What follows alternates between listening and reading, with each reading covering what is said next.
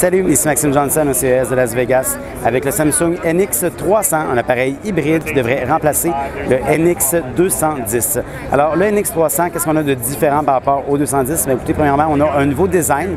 C'est un design qui est très rétro, donc c'est la mode là, avec les appareils photo qui sont un peu plus haut de gamme.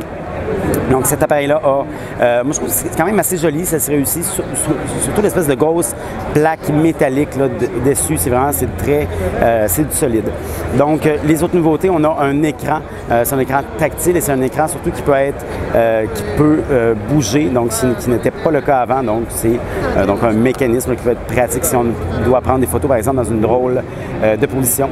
Au niveau des caractéristiques internes, sinon les différences, on a un nouveau système d'autofocus, de focus automatique, de mise au point automatique, un système hybride. Et sinon, les caractéristiques, bien, écoutez, on a un capteur de 20,3 mégapixels, un capteur qui est APS-C. On a aussi, donc on peut prendre des photos en continu jusqu'à 8,6 images par seconde. Et donc l'écran, comme je vous disais, c'est un écran de 3,31 pouces.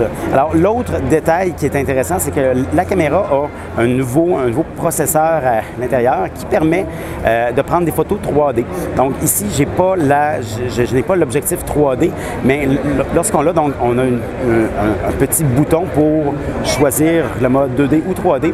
Et bien tout simplement, l'image va être séparée en deux là, dans l'objectif et le capteur va pouvoir gérer là, ces deux images-là et faire des photos, des vidéos 3D. J'ai vu les résultats, c'est quand même, ça me semblait quand même assez bien. Ceci dit, cet objectif 3D-là va être très dispendieux. Il va être, aux États-Unis, ça va être environ 500 $. Donc, il faut vraiment que vous le vouliez.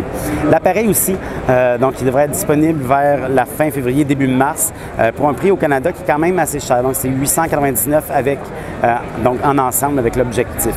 Pour avoir plus d'informations sur le NX300 Samsung, j'invite à consulter mon site web, maximejohnson.com/techno.